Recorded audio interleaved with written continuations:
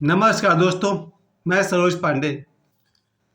Girlfriend के पैसे पर ऐश करने वाले लड़के।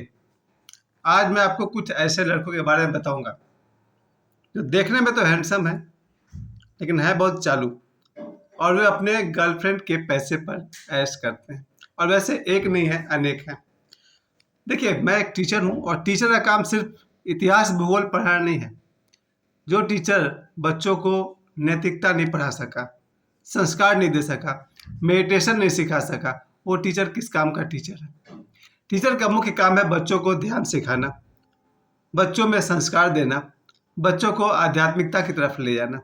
जिस परिवार में बच्चों ने गौतम बुद्ध का नाम नहीं सुना हो, जिस परिवार में बच्चों ने कभी मेडिटेशन नहीं किया हो, जिस परिवार के गार्जियंस कभी ध्यान नहीं करते हो, उस परिवार के बच्चे का गुमराह हो जाना बहुत आसान है। और ये मेरा सबसे ज़रूरी, देखा जाए तो मेरा कर्तव्य है कि आज जो बच्चे करीब 15 साल से लेकर के उससे ऊपर के बच्चे, शायद 12 साल से ऊपर के बच्चे जो संस्कारहीन होते जा रहे हैं, उन्हें मैं याद दिला दूं कि ऐसे बहुत सारे लड़के हैं जो देखने में हैंडसम हैं और लड़कियां उन पर मरती हैं, लड़कियां उनको प्रपोज करती हैं और लड़कियों के पास पैसा होता है, वो लड़कियों से पैसे ऐंठते रहते हैं। अब ये एक नई बात मैं आप सबको बता रहा हूँ। नई इसलिए कह रहा हूँ क्योंकि जब मेरा ज़माना था, मेरे ज़माने में यानी 1985, उस दौरान जहाँ तक हमसे होता था, मैंने भी जीवन में 2 बार अपने दोस्त से पैसे लिए हैं। दोस्त मतलब गर्लफ्रेंड से। एक बार 10 रुपया लिया है 1993 में, या 1991 ही हो सकता है, और दूसरी बार मैंने लिया था 1997 में, तो वो भी 10 रुपये ही लिया था। मैंने 2 बार 10 रुपये लिए थे। खैर, वो मेरी एक ज़रूरत थी, उसके हिसाब से मैंने लिया था। लेकिन आज जो लड़के ये अपना पेशा बनाए हुए हैं, शौक बनाए हुए हैं, और आज बहुत सारे लड़के ऐसे हो गए हैं जिनकी गर्लफ्रेंड्स नौकरी करती है, कमाती है, पैसे कमाती है और पैसा अपने बॉयफ्रेंड पर उड़ाती है, और उड़ाती नहीं है, लड़के उसे उड़वा लेते हैं। चलिए ठीक है, सबकी अपनी अपनी स्वतंत्रता है, किसी की स्वतंत्रता में क्या कहा जाए। असली प्रॉब्लम यह है कि देखा जाए तो वो कहते हैं ना कि दिल को देखो चेहरे ना देखो, चेहरे ने लाखों को लूटा, दिल सच्चा और चेहरा झूठा। एक पुराना गीत है, दिल को देखो चेहरा न देखो, चेहरे ने लाखों को लूटा, दिल सच्चा और चेहरा झूठा। होता क्या है कि बच्चे, जिन बच्चों ने कभी मेडिटेशन नहीं किया है, जिन बच्चों ने कभी ध्यान का नाम नहीं सुना है, वो बच्चे बहुत जल्दी रूप की तरफ आकर्षित हो जाते हैं। लड़की हुई तो कोई गोरा लड़का दिख गया, थोड़ा सा गठीला बदन का लड़का दिख गया, आकर्षित हो जाती है। उसके बाद फिर उस पर फिदा है, फिर उसको प्रपोज करेगी। और अगर लड़की के पास पैसा है, पैसे वाली है, धनाढ्य परिवार से है, तो फिर लड़का उससे समय समय पर पैसा मांगते रहेगा। और जब देखेगा कि भैया अब तो बहुत हो गया, जरूरत पड़ने पर फिर वो अपना गर्लफ्रेंड चेंज कर लेगा। जब उसको उससे ज़्यादा पैसे वाली मिल जाएगी तो उसको चेंज कर लेगा। ये जो प्रोफेशन है, एक तरह का धंधा बन गया है लड़कों का, कि लड़के उन लड़कियों के साथ ही रहना पसंद करते हैं जो पैसे कमाती है और पैसे उस पर खर्च करती है। इसका जो सेकंड साइड है आप सभी जानते हैं।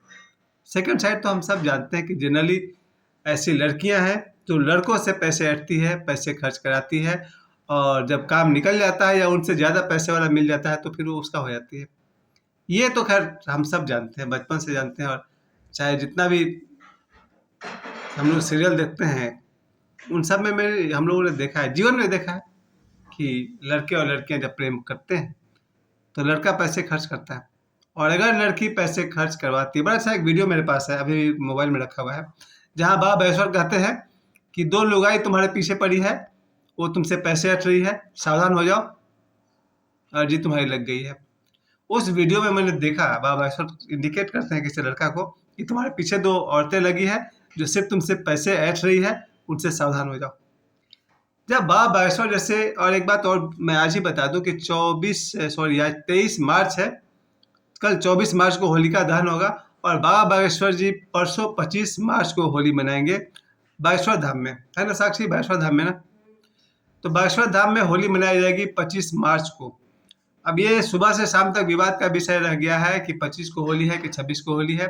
खैर, कोई कैसे ही मनाए, मेरे प्यारे बाबा बागेश्वर जब परसों मना रहे हैं तो हम भी परसों ही मना रहे हैं। हम 25 मार्च को ही होली मनाएंगे, जिसको मनाना है मनाइए, आपकी मर्जी, आपका दिन। वापस लौटते अपने विषय पर कि जिन बच्चों को, अब ऐसे में आपको बहुत सारे घटना बता सकता हूँ जिसमें दिखाई पड़ता है कि प्रेम के नाम पर जाल चल रहा है। प्रेम जाल शब्द कहा जाए तो ज़्यादा अच्छा होगा, क्योंकि प्रेम बहुत ऊंची चीज़ है। देखा जाए तो अध्यात्म में प्रेम और ध्यान दोनों एक दूसरे के पैरेलल होते हैं, लेकिन जब ध्यान ध्यान तो जल्दी भ्रष्ट होता नहीं है। ध्यान की एक खूबी मैंने देखी अपने बल पे। जिस आदमी ने कभी भी एक बार भी ध्यान किया है या प्रतिदिन ध्यान करते हैं, उनके जीवन में मैंने एक चमत्कार देखी है।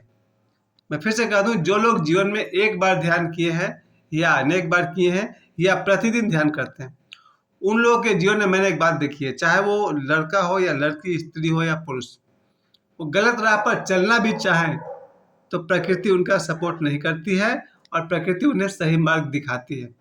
मैं फिर से कह दूं, जिन लोगों ने, जो लोग ध्यान करते हैं, मेडिटेशन करते हैं, स्पिरिचुअल लोग होते हैं, वो गलत राह पर ज़्यादा देर तक चल नहीं सकते।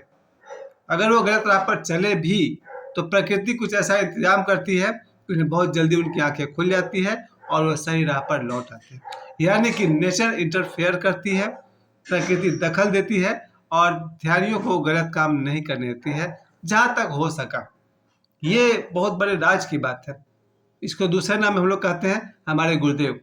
जो हमारे गुरुदेव होते हैं, जैसे मेरे लिए ओशो है, बाबा बागेश्वर है, हम कोई गलत काम करने भी जाएंगे तो ये लोग इंटरफेयर करके मुझे गलत काम करने से रोकते हैं। ये मेरा सौभाग्य है। इसलिए मैं आज अपने इस वीडियो के माध्यम से आप सभी से कहना चाहता हूँ, जीवन में ध्यान होना ही चाहिए, मेडिटेशन होना ही चाहिए। ये मैं अपने बल पे कहता हूँ। अगर मैंने रात को मेडिटेशन किया है, करके सोए हैं, सुबह उठ करके 1 घंटा ध्यान किया है, उस दिन अगर मुझसे कोई गलती हो भी जाए या हो रही हो तो ईश्वर, प्रकृति, मेरे सदगुरु मुझे रोकते हैं, मुझे सही मार्ग पर लाते हैं और मैं उन्हें कहता हूँ, आप लोग बिल्कुल मेरे लाइफ में इंटरफेयर करिए, दखल दीजिए, शिष्य को गलत राह से रोकिए। लेकिन जैसा कि मेरा आज का वीडियो का सब्जेक्ट है कि जो लड़के गलत राह पर चल पड़े, आजकल तो ज़माना भी मोबाइल का है, आप जो बोलते हैं वो रिकॉर्ड हो जाना, आप जो करते हैं वो रिकॉर्ड हो जाना। किसी भी सोशल मीडिया पर आप अगर डांस करते हैं तो डांस को हजारों लोग देखते हैं और लोग अपने पास वीडियो को डाउनलोड करके सेव कर लेते हैं। अगर कोई लड़की किसी सोशल मीडिया पर डांस करती है, भद्दा डांस करती है, अश्लील डांस करती है, कल को जब वो किसी के घर की बहू बनेगी तो उसको समस्या होगी या नहीं होगी?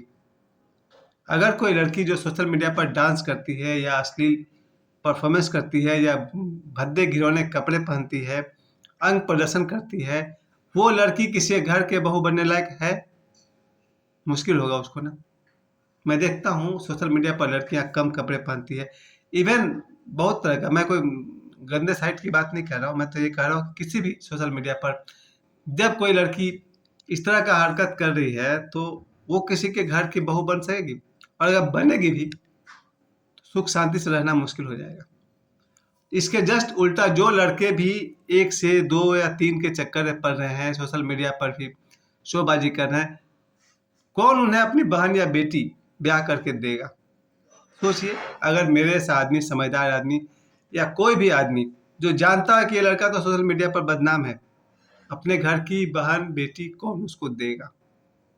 भारत की जो सुंदरतम व्यवस्था है, विवाह की व्यवस्था, वो इसी बात पर आधारित है कि हम अपना जीवन साथी चुनते हैं, समाज के 100 लोग गवाह होते हैं और विवाह संपन्न होता है।